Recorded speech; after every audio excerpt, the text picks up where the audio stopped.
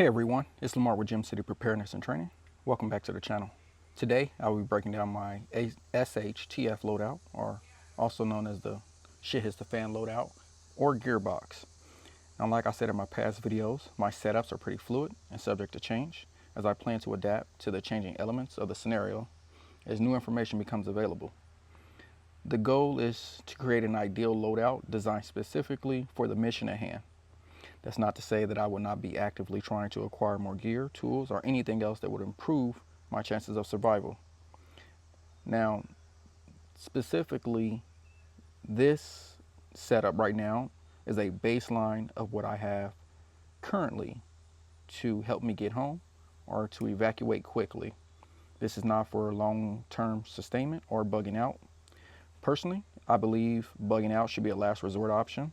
That's especially true if you have children or a person who requires special care, or any person who has mobility issues or concerns. I know everyone has this Hollywood movie mindset of how shit hits the fan is going to happen. And, they have this mindset of they're going to do this or they're going to do that. But honestly, it's going to be far worse. And you're not likely to do anything close to what you think you're going to do when the time comes. So this setup is a realistic setup, not too far of doom and gloom, but a realistic setup to help me in the event that a situation requires me to take action. I put this loadout together with the sole purpose of getting home or traveling to another safe location to bunker down in as I obtain more information about the situation to help me plan for long-term survival. Now that we have that out the way, we're going to go ahead and get started.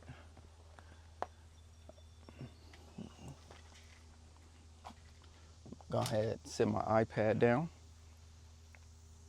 Make sure that the audio is good. We're good. I'm shooting this by myself. So right out the gate, we're going to start with my high-com level 3 performance helmet. I got this from Apex Armor Solutions. Currently running the Wilcox G24 clone. So far, this has held up wonderful. No issues, no complaint. I have a Team Wendy retention system in here with the standard D30 pads. Just some standard counterweight just to have on the helmet right now for when I'm running odds. A stick-on IR for when I'm training. I can utilize that. Also, I will be adding a Princeton Tech light on this side. Not too sure what I'm going to do on this side. I'm going to add the Core Survival Hellstar 6, the LE version up here. That's the one I'm leaning towards. I've been going back and forth if I want it black or tan. I'm going to go with the black. Currently running a Mirror Safety CM6 gas mask with 2 NBC 77 filters and then 1 particle filter. I'm gonna add another particle filter in here, but like I said, this setup is specifically for getting home or traveling to another location. I went with Mirror Safety because of the quality and the budget. I'm not outfitting just myself. I have a family to provide for, and also I have to outfit them as well. So Mirror Safety fit the budget and the quality, well, while maintaining quality. I just ordered the CM8, so as soon as I get the CM8 in, this will go to my C-burn bag, and then the CM8 will go in here, and I will use that as well as in the job as well. Also have the Mirror Safety water bottle to go with the gas mask. Let's start with the plate carrier. I went with Agilite, the K0. This is the model K0. I had a brain for it for a second because I did just get rid of my K19. I went with the K0 because it was lighter and more versatile than the K19. I'm running the Agilite pincer placard system up top, running 330 round mags. I have the Agilite 6-pack hanger with one tourniquet. I'm also running a second standard long tourniquet for my cargo pocket. The admin pouch, 2 17 round mags for the Glock 45 MOS. And I'm also running the blindside side plates made by Agilite as well. Now, I don't typically keep those installed in the carrier. Again, it's more flush and lightweight, but I do have the Warfighter cummerbund that I enjoy, so I leave that set up alone. And then if I need to install the side plates, I will. What was I about to say? Oh, the plates in the carrier are also Agilite. They are the Invader, or no, I think these are the Protectors. I'll add it in the video, but I believe these are the new Protectors that are multi-curve. I'm running a Maximum Gear Camo Pack or water bladder. This is more so designed for when I have on my assault pack. Let's throw that out the way. If I don't need it, I'll just stick with a standard water bottle or canteen. Here we have my NVDs. Currently running the NVDs, BNVDs, SGs. These are white phosphorus duals. Now, I got a deal on these, so I couldn't pass them up. Shout out to Tribal Warfare Group. If you can get them, but make sure you have all your other preps taken care of before you focus on that. We're gonna slide over here. I'm currently running the Refuge Medic Pack.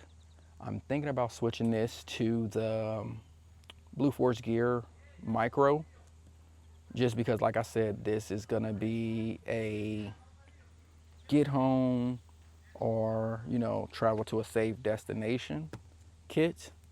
And if I have the ability, hopefully I'm in my vehicle and I have 2 trauma kits in there. I also have one in my wife's vehicle. So either way, we'll be good with the medical. So downsizing this will create more room on my belt for my dump pouch and a couple other things I'm thinking about adding that will prove or will increase my survivability while, traveling or whatever. This is my Safariland level 3 holster. I use this one when I'm training, when I'm having class or anything that requires me to have that extra safety mechanism for retention. This is my other Safariland. This is the one that stays on my battle belt. Currently running a Clayton Combatives red gun.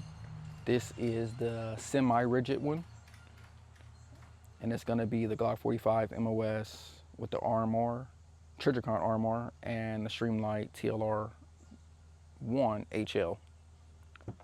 Love this. Great just for like clearing and staying good with the draw.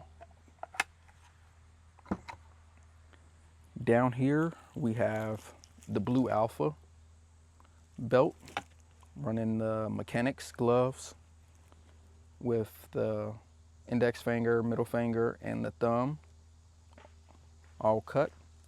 I'm running the STAC Kiwi pouches for 2 additional pistol mags, 1 rifle mag, And right here is where my dump pouch is gonna go. I'm gonna go with the Agilite dump pouch. I've seen it and I think that looks amazing. And then standard Safariland mid-ride mount with the quick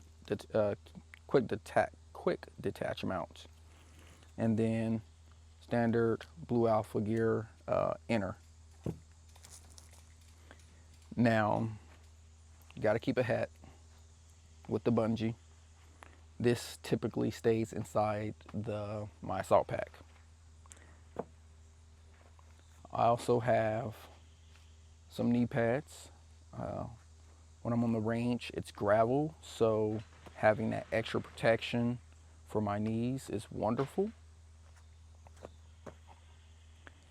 Slide over here, we have our Agilite 24-hour assault pack. This is gonna be reviewed and broken down in its own video, so stay tuned for that. You guys are gonna love it.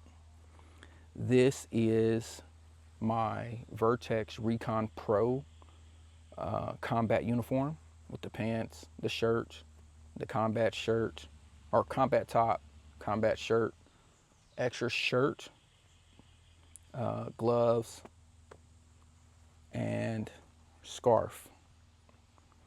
Now, as we slide back over here, we currently have my BCM build. It's gonna have, start from the tip to the butt, Yankee Hill Turbo K, dedicated 5.56 suppressor with the Yankee Hill muzzle brake, Daniel Defense front sight post, Streamlight ProTac 2 flashlight with the Streamlight mount, pressure pad, BCM foregrip, Aimpoint RDS. Call me crazy, but I like the RDS over the EOTech. Kill me in the comments, I know, but I took my EOTech off here. I'm running with the Aimpoint. Currently have the Blue Force Gear sling. That's a 2-to-1, so I can run 2-point or single point. This is going to be an Aero Precision M4E1 lower, Radiant Raptor charging handle, Radiant Raptor safety selector, Geisley SDC 2-stage trigger, Magpul MOE SL pistol grip, and a SBA, I think this is the 2 or the 3, no, the 3 stock. Also on here, I have my dummy mag. I keep dummy rounds in here and I wrapped it with blue tape so I know the difference between my mags. Now for this kit, I'm gonna set this back over here. All this is contained in my Pelican 1650 case. And I also use my Savior case back here, and I'm running a separate pouch on the front for my medical. And typically in the other top part, I have mags here and batteries, cleaning equipment, all that up here. Now, my go-to is my Glock 45 MOS, Trijicon. Night sights or Trijicon as well. For this setup, I keep 200 rounds of 9mm on this kit and 500-ish rounds for my rifle, whether it's going to be this setup or my 14.5 setup. Now my 14.5 setup, you'll see that later. Depending on the mission, if I need something for with longer distances, I go for that setup. If I'm doing more CQB or, you know, Recon. I'm going with this setup just because it's smaller and compact.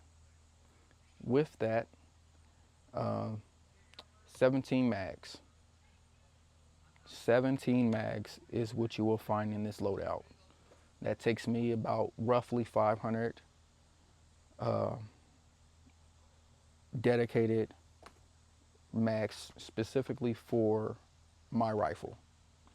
And then 11, 12-ish mags for my pistol. Do I plan to use all that? No. Again, this setup is designed specifically for getting home or getting to another location where I need to pack light and find out information.